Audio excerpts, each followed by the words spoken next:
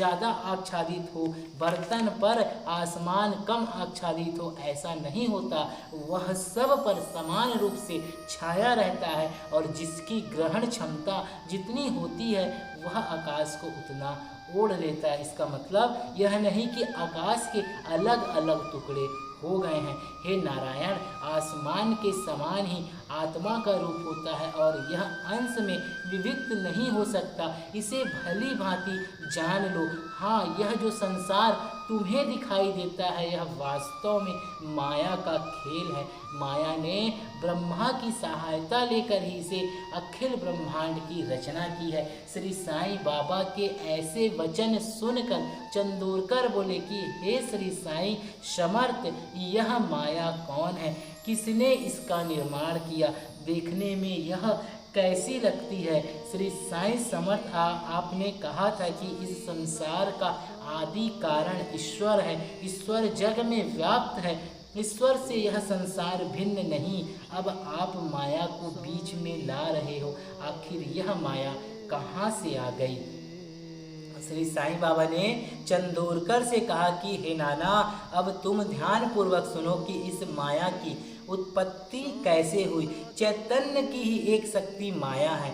माया मिथ्या है, भ्रम है। यह चैतन्य को भी ढक लेती है और लोगों में यह भ्रम पैदा कर देती है कि माया ही चैतन्य है। माया चैतन्य के साथ इस प्रकार से संबंध हो जाती है जिस प्रकार से गुण और मिठास को अलग अलग करना संभव नहीं है, वैसे ही चैतन्य के साथ जुड़ी माया को चैतन्य से अलग करना संभव नहीं है। जिस प्रकार से सूर्य और सूर्य का प्रभा पुंज परस्पर जुड़ा हुआ है, उसे अलग अलग नहीं किया जा सकता, उसी प्रकार से ब्रह्मा और माया परस्पर जुड़े हुए हैं।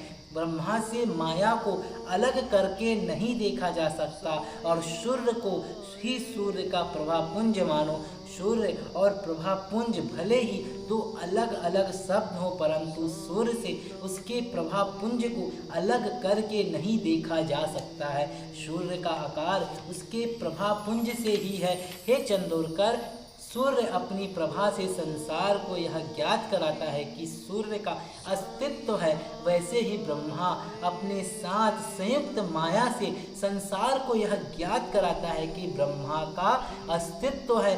माया ब्रह्मा के साथ चिपकी हुई है, अतः माया का भी अस्तित्व है। चैतन्य अनादिकाल से है और अंतहीन है। माया भी अनादिकाल से है, परंतु यह अंत सहित है। दोनों अनादिकाल से ही अपना अस्तित्व में है। माया प्रकृति है और चैतन्य पुरुष रूप में है। हे नाना, इन दोनों के योग से ही जगत की उत्पत्ति होती है। बिना माया के आपका जीवन भी कुछ भी नहीं है। जब तक आपके जीवन में माया नहीं रहेगा तो आप कैसे जिएंगे? माँ बाप, भाई बहन, दोस्त, रिश्ते नाते, ये सब माया के ही तो स्वरूप है। हम माया के ही एक आवरण में घिरे हुए हैं और इसी माया में हम घूमते रहते हैं और एक दिन इसी माया के साथ हम चले जाते हैं। इसलिए कहते हैं माया में रहो, लेकिन यह भी महसूस करो, यह भी जानो कि यह माया चक्र है। एक दिन इसे छोड़कर आपको भी जाना है और ये माया भी आपको छोड़ के जाएगी। माया प्रकृति है और चैतन्य पुरुष रूप में है। हे नाना, इन दोनों के योग से ही जगत की उत्पत्ति हुई है। प्रकृति और पुरुष का विवेचन संत ज्ञानेश्वर ने किया है। उन्होंने अपनी पुस्तक अमृतानुभव में माया और चैतन्य, प्रकृति और पुरुष की विस्तार पूर्वक व्याख्या की है।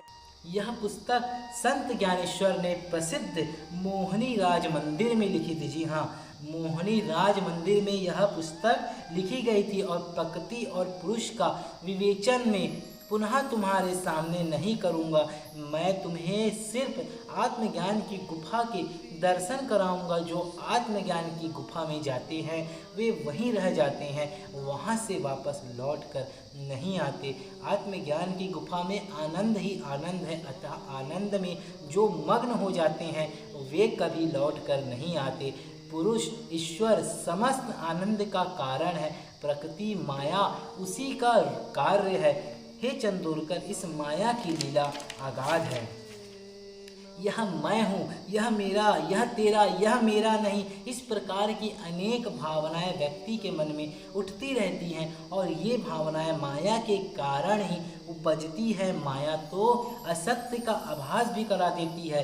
उपादान के उपस्थित न रहने पर भी माया उपादान का आभास करा देती है और माया व्यक्ति को अपने जाल में जकड़कर पूर्णतः बेध देती है, अंधा बना देती है। फिर व्यक्ति को वास्तविकता का ज्ञान भी नहीं रहता, वह सत्य को भी नहीं पहचान पाता। और माया के दो गुण हैं, जिनमें से पहला गुण है हाथ कर देने वाला, ज्ञान के सत्य को ढक देने वाला।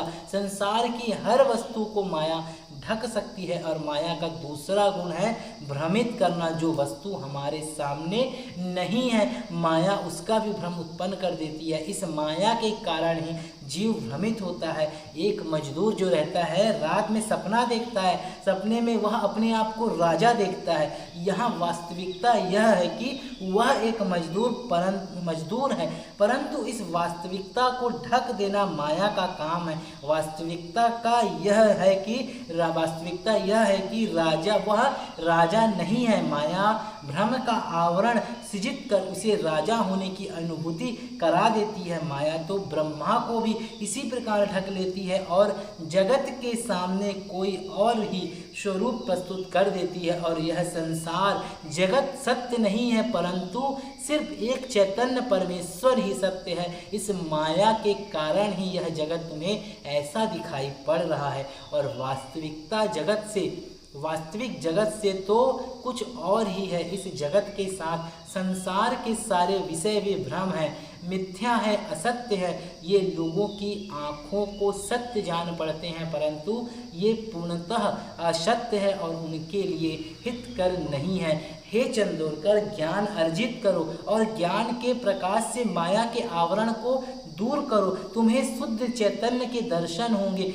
गंदले पानी से जब गंदगी को दूर हटाते हैं तो पानी साफ नजर आने लगता है। ठीक उसी प्रकार माया के गंदलेपन को जब हम दूर हटाते हैं तो शुद्ध चैतन्य परमेश्वर प्रभु श्री साईनाथ महाराज हमें नजर आने लगता है। वही सद्वस्तु, वही चैतन्य, वही परमेश्वर सत्य है और वही उपासना करने के योग्य है।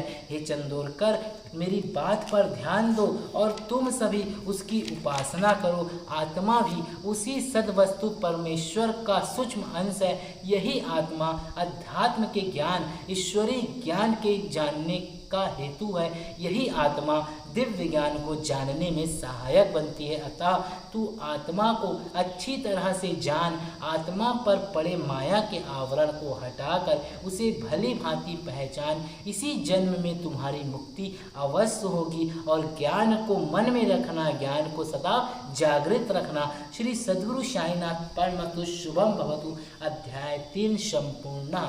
श्री साई ज्ञानेश्वरी के दिव्य ज्ञान की पावन कथा संपूर्ण हुई और अब अगले अध्याय में भगवत भक्ति अध्याय 4 की पावन कथा हम आपको बताएंगे और आप लोगों को भगवत के दर्शन कराएंगे।